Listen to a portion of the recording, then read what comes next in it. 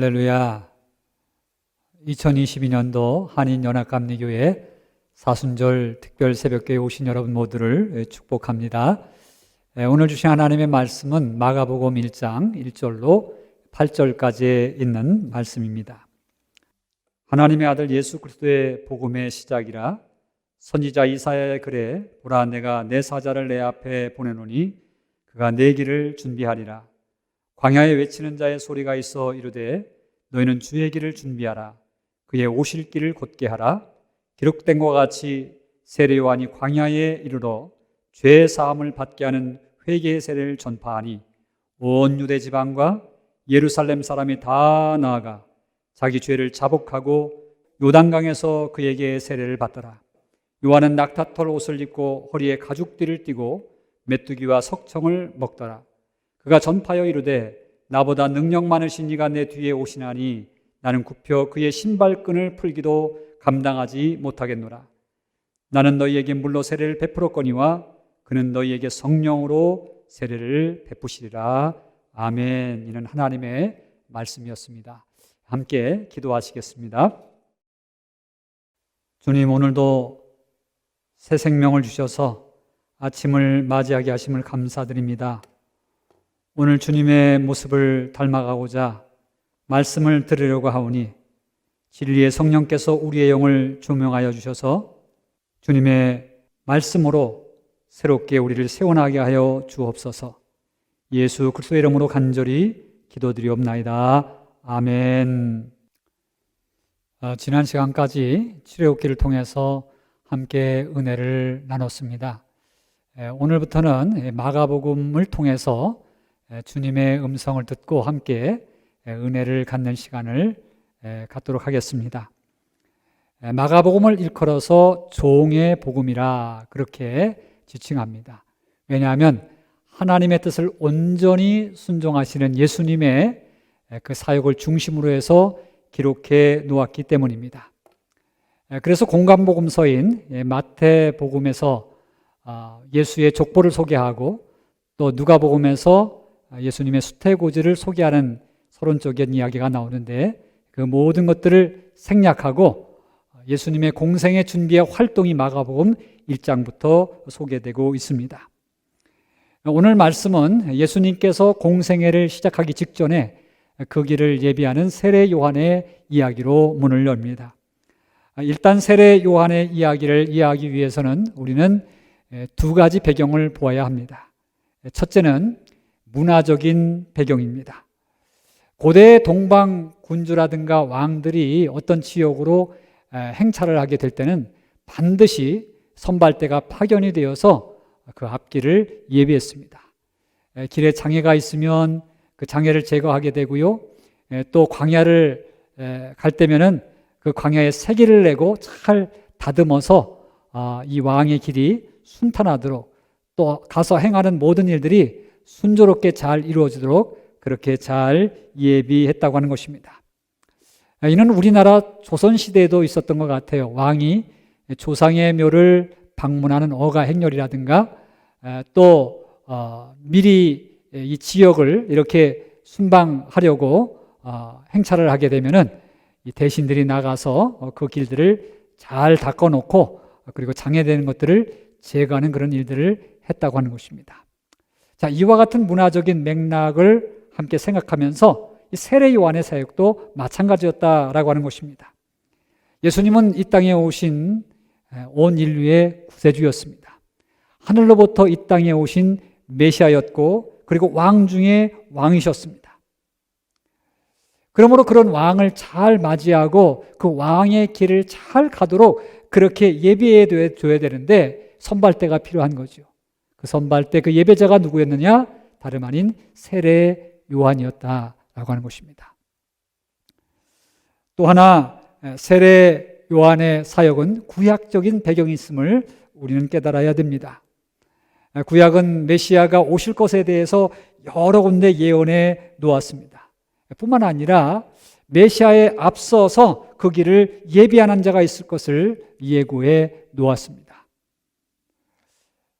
그래서 오늘 마가 저자는 이사야의 글과 말라기의 말씀을 근거로 해서 세례 요한을 소개해주고 있는 것입니다. 이사야 40장 3절에 있는 말씀에 가서 보면 외치는 자의 소리여 이르되 너희는 광야에서 여호와의 길을 예비하라 사막에서 우리 하나님의 대로를 평탄하게 하라. 또 말라기 3장 1절에 있는 말씀 보면 만군의 여호와가 이르노나 보라 내가 내 사자를 보내리니 그가 내 앞에서 길을 준비할 것이요 또 너희가 구하는 바 주가 갑자기 그의 성전에 임하리니 곧 너희가 사모하는 바 언약의 사자가 임할 것이라 라는 말씀을 인용해 주고 있습니다. 즉 세례 요한은요 구약의 예언을 따라 하나님의 사역을 준비하며 사람들로 하여금 예수님을 제대로 맞이하도록 준비하는 선지자였음을 밝혀주고 있는 것입니다.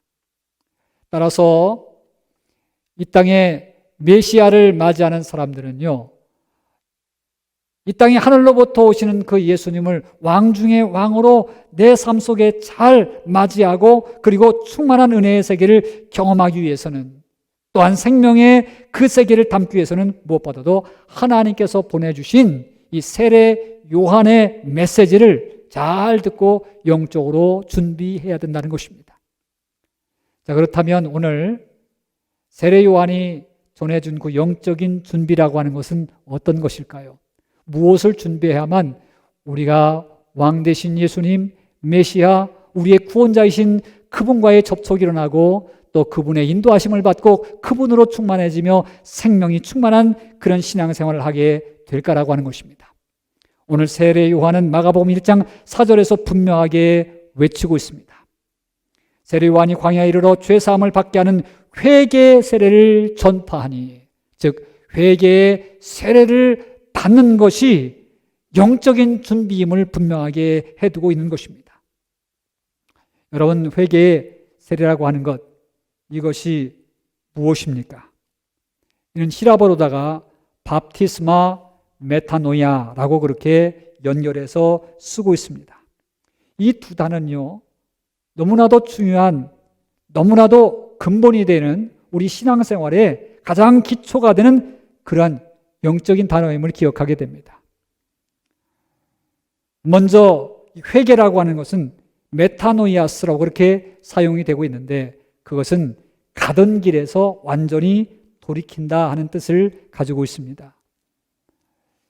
영적으로 말하자면 우리가 세상적으로 살고 내 멋대로 살고 함부로 살고 죄 가운데 살던 우리의 삶을 완전히 돌이켜서 주님께로 향한다라고 하는 그런 의미를 지니고 있는 것입니다.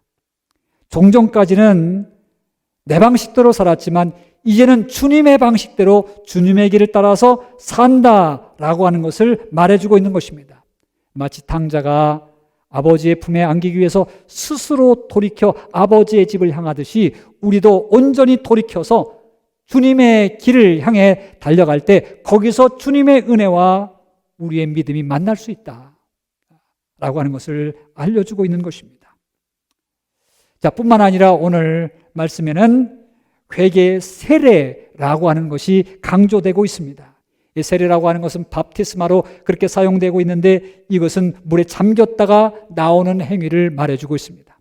오늘 문맥상에서 보면은요, 이 행위는 회개하여 씻음받았다라고 하는 증표로서 많은 사람들에게 보여주는, 많은 사람들에게 증거해주는 그 행위를 말해주고 있습니다. 여러분, 이것은 참 굉장히 중요합니다. 왜냐하면 회개는 개인적인 것일 수도 있지만 공개적일 수 있어야 된다라고 하는 것입니다. 그래야 더욱더 책임감을 가질 수 있기 때문에 그렇습니다. 여러분, 오늘 이와 같은 이 회개는요, 예수님께서 사역하실 때도 삭개오와 같은 사람을 통해서 보게 됩니다. 삭개오는 예수님 앞에서 자기가 토색한 것에 대해서 공개적으로 고백했고, 그리고 거기에 대한 해결책으로 주님 앞에 회개하며 갚겠다고 그렇게 고백했던 것을 보게 됩니다. 그와 같은 공개적인 회개는 그 후에 책임적인 삶이 뒤따르기 때문에 상당히 귀중한 것이라 볼 수 있습니다. 오늘날 우리는 이와 같은 회개에 대해서 다시 한번 우리가 생각해 봐야 되지 않을까, 그렇게 우리가 고민해 봅니다. 여러분, 요즘의 회개는 혼자 하고 말 때가 참 많지 않습니까? 그런데 성서에서 나오는 그런 회개의 모습들은 서로 죄를 고백하며 병 낫기를 위해서 기도하라 라고 하는 것들도 그렇게 말씀해 주고 계시고요. 또 사실은 우리 대한민국의 1907년 평양대 부흥회 운동이 일어났을 때도 그 부흥운동은 회개운동이 아니었습니까? 그 운동에서 그 회개운동은 공개적인 그런 회개운동이었다라고 하는 것도 우리는 발견하게 됩니다. 길손주 장로님께서 먼저 공개적으로 본인의 잘못을 회개할 때 그 이후에 많은 성도들이 공개적으로 자기의 죄를 토설하면서 삶을 고쳐나가고 개선하고 바꿔나가고 변화를 일으켰던 것을 보게 되는 것입니다. 오늘도 이와 같은 이 공개적인 회개, 우리 교회 안에서 또 우리의 삶 속에서 필요한 것이라 그렇게 생각이 됩니다. 이런 것들이 다시 회복해야 될 그러한 영적인 훈련들이다라고 하는 것을 깨닫게 됩니다. 자, 그런데 오늘 우리가 한 가지 더 생각해야 될 것은 이 같은 세례는 단순히 씻음받았다라고 하는 것 또는 공개적인 회개라고 하는 것 정도로 끝나는 것이 아니라 죽고 사는 문제로까지 확장되고 있다고 하는 것입니다. 여러분, 물에 잠긴다고 하는 것은 죽는 것을 상징하지요. 다시 물에서 나온다라고 하는 것은 새 생명으로 산다고 하는 것을 상징해 주고 있는 것입니다. 그런데 이와 같이 죽고 사는 상징성이 사도 바울에게 있어서는 성령 세례와 연결해서 그리스도와 함께 죽고 그리스도와 함께 산다고 하는 그 개념으로 확장이 됩니다. 로마서 6장 3절로 4절에 그렇게 말합니다. 무릇 그리스도와 함께 합하여 세례를 받는 것은 그의 죽으심과 합하여 세례를 받는 줄을 알지 못하느냐. 그러므로 우리가 그의 죽으심과 합하여 세례를 받음으로 그와 함께 장사되었나니 이는 아버지의 영광으로 말미암아 그리스도를 죽은 자 가운데서 살리심과 같이 우리로 또한 새 생명 가운데 살게 하려 함이라. 즉 세례라고 하는 것은 그리스도의 십자가와 함께 나를 못 박아 죽이는 작업이면서 그것이 전제될 때에 내 안에 예수의 생명이 살아서 역사한다라고 하는 것입니다. 여러분, 예수의 생명이 살아 역사한다고 하는 것은 내 안에 진정한 영적 기쁨이 회복된다고 하는 것이고 하늘의 소망이 우리 안에 가득 넘치게 된다는 것이고 삶의 의미가 넘친다는 것이고 그리고 우리에게 그동안 사라져 있던 우리에게 전혀 나타나지 않았던 그 비전, 내가 앞으로 어떻게 인생을 살아야 되겠다고 하는 그 비전이 다시 일어난다고 하는 것을 의미해 주고 있습니다. 나가서 마지막에는 예수의 부활이 나의 부활로까지 연결되고 있음을 상징해 주고 있는 것입니다. 그러므로 회개의 세례라고 하는 것은 얼마나 중요한지 모릅니다. 저는 오늘 이 말씀을 묵상하면서 저를 포함한 우리 크리스찬들의 신앙생활을 깊이 성찰해 보지 않을 수 없었습니다. 왜냐하면 회개했습니까? 라고 그렇게 질문하면 아멘, 그리고 그래도 쉽게 대답을 합니다. 그런데 예수와 함께 죽었습니까? 라고 질문을 하면 어느새 분위기가 싸늘해집니다. 예수와 함께 죽는 신앙생활은 아직까지 이르지 못했다고 하는 것입니다. 예수와 함께 죽는다고 하는 것, 그것은 쉽지 않다고 하는 것입니다. 그래서 여전히 내 멋대로, 내 의지대로, 내 방식대로 살고 있는 우리에 대해 모습을 볼 수밖에 없다고 하는 것입니다. 저는 몇 년 전 한 세미나에 갔다가 뜻하지 않은 그런 경험을 했습니다. 저를 위해 준비한 관 속에 들어가는 그런 경험이었습니다. 미리 죽음을 경험하는 프로그램이었는데요. 진행하시는 분이 저를 관 앞으로 인도하더니 사망 선고를 내리셨습니다. 사망 선고가 떨어지자마자 저는 관 속에 들어가야만 했습니다. 비록 모의관이지만은 참 만감이 교체되었습니다. 생각이 복잡해졌습니다. 일단 관 속에 들어가자 저는 짧은 시간이었지만 고통이 왔습니다. 어둠에 대한 고통이었고 숨이 막혔습니다.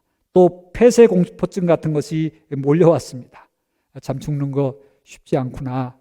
죽는 게 이렇게 두렵고 어렵구나 라고 하는 거 느끼게 되었고요.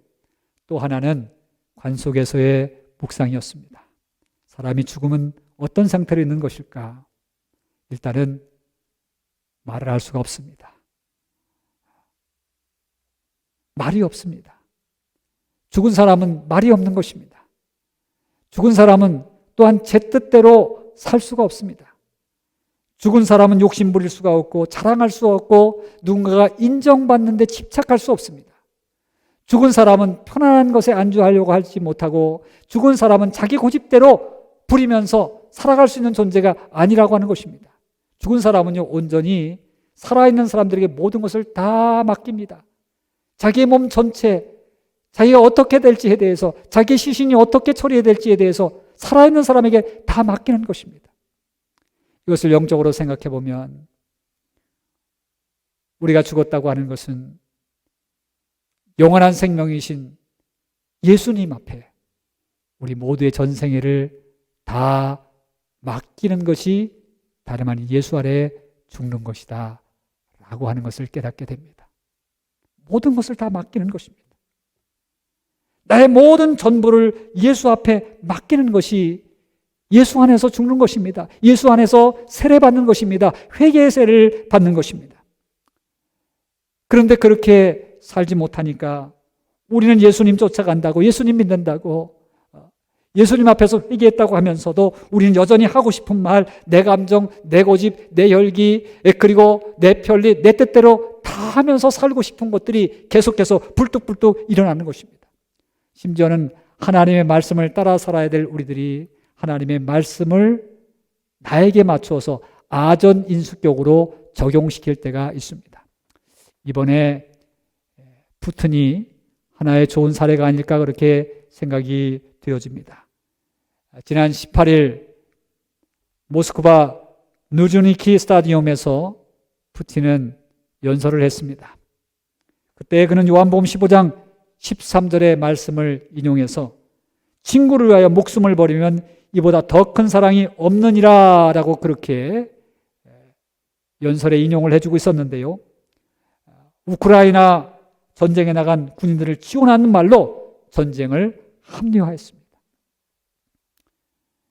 자기의 생각을 합리화시키기 위해서, 전쟁을 합리화시키기 위해서 하나님의 말씀을 끌어들였던 것입니다. 그는 사실 러시아 종교의 교인입니다. 하나님의 말씀을 모르는 사람 아니고 하나님을 모르는 사람 아니고 예수님 모르는 사람 아닙니다. 그런데 정말 그 안에 예수가 살아있지 아니하고 자기가 살아있으니 자기의 뜻대로 하나님의 말씀까지도 인용해버리고 마는 것입니다. 여러분, 그렇습니다.